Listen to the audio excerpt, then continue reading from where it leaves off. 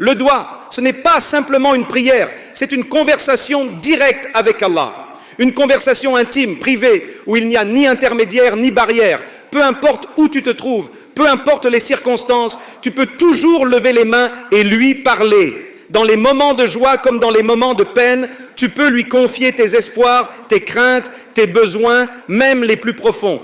Car le doua, c'est cette connexion intime avec notre Créateur, une connexion qui transcende les mots et les lieux. Allah, dans le Saint-Coran, nous dit qu'il est proche et qu'il répond à celui qui l'invoque. Il n'y a pas de moment où Allah n'est pas à l'écoute. Peut-être que parfois, dans notre humanité, nous pensons que nos soucis sont trop petits pour être mentionnés ou que nos désirs sont trop insignifiants pour être portés devant le Seigneur de l'univers. Mais il n'en est rien. Allah écoute chacune de nos supplications, même lorsque nous pensons qu'elles sont trop petites, trop simples, trop banales.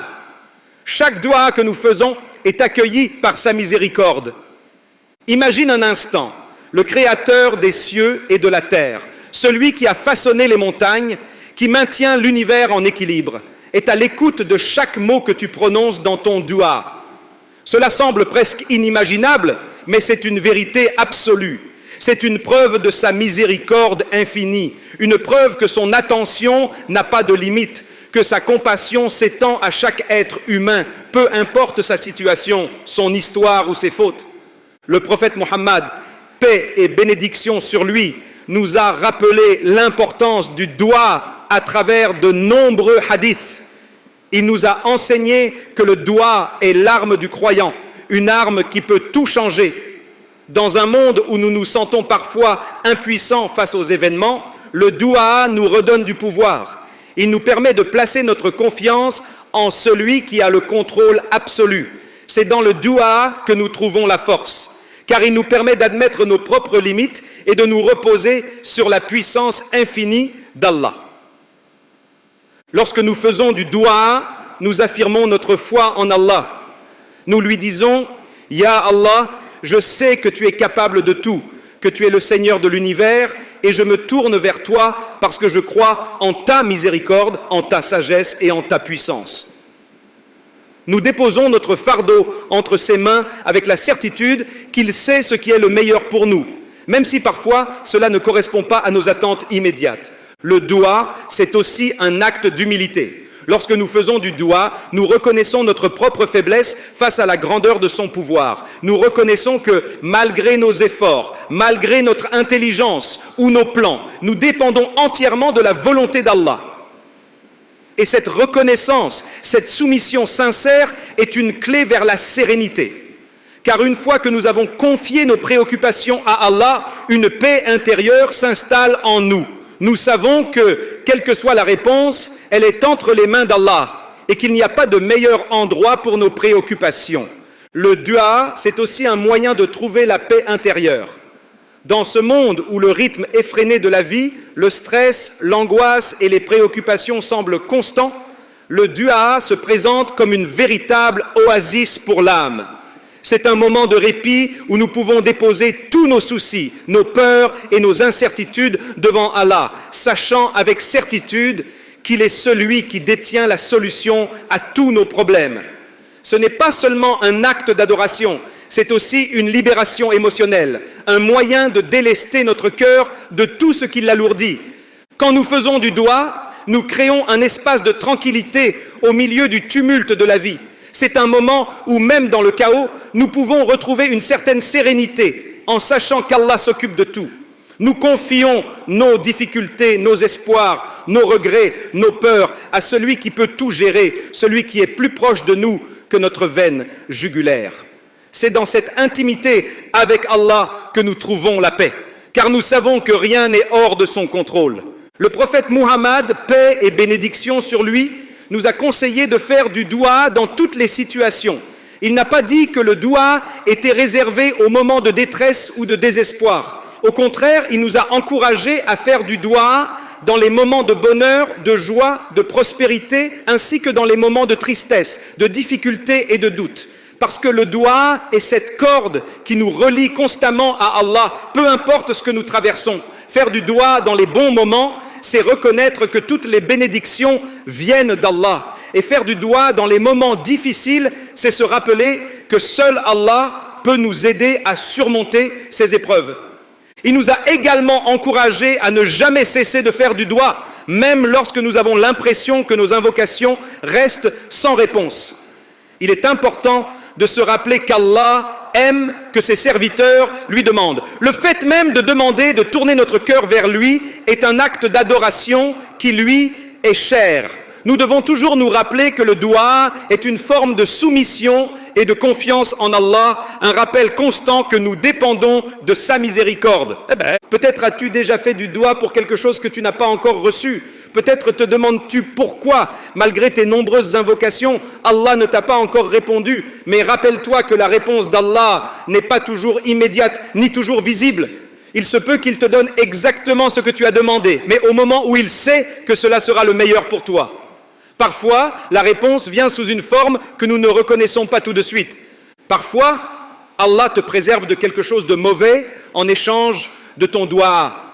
Il se peut que ce que tu demandes ne soit pas ce dont tu as réellement besoin ou que cela puisse te causer du tort à long terme. Dans sa sagesse infinie, Allah détourne cette épreuve de toi, même si tu ne le réalises pas. C'est là que la confiance en Allah devient essentielle. Nous devons croire qu'il sait mieux que nous ce qui est bon pour nous. Et parfois, Allah réserve une meilleure récompense pour toi dans l'au-delà. Peut-être que ce que tu as demandé dans ce monde sera une source de bien pour toi dans l'au-delà, où la récompense est éternelle et infiniment meilleure que tout ce que ce monde peut t'offrir. Et toujours confiance en la sagesse d'Allah. Il connaît le passé, le présent et l'avenir. Et il sait ce qui est le mieux pour nous, même lorsque nous ne comprenons pas tout de suite ses plans. Ainsi, continue à faire du doua avec foi et persévérance, avec l'assurance que chaque mot, chaque souffle que tu consacres à Allah n'est jamais perdu. Le doua n'est pas limité à des moments de prière formelle. Contrairement à ce que l'on pourrait penser, il n'existe pas de moment unique ou spécifique pour invoquer Allah. En réalité, tu peux faire du doua à tout moment de la journée, dans n'importe quelle situation. C'est l'une des beautés de cette pratique. Elle s'intègre dans notre quotidien. Elle devient un compagnon constant qui nous rappelle la présence d'Allah à chaque instant de notre vie. Que tu sois en train de conduire, de marcher, de travailler, ou même dans les moments les plus ordinaires, tu peux toujours lever ton cœur vers Allah et lui parler. Il n'y a pas de barrière, pas de conditions formelles qui t'empêchent de faire du doua. Lorsque tu conduis, par exemple, au lieu de te perdre dans tes pensées ou dans les distractions du monde, tu peux saisir l'occasion pour te tourner vers Allah, pour l'invoquer et lui demander protection, guidance ou bénédiction. Lorsque tu travailles, même si ton esprit est concentré sur tes tâches, tu peux dans ton cœur et dans ta pensée diriger quelques mots vers Allah, lui demander qu'il facilite tes efforts, qu'il t'accorde succès et tranquillité d'esprit. Avant de dormir, dans ce moment de calme où le monde extérieur commence à s'éteindre, c'est l'occasion idéale pour faire du doua, pour remettre ta nuit entre les mains d'Allah, pour demander sa protection durant ton sommeil et pour le remercier de t'avoir guidé et protégé tout au long de la journée.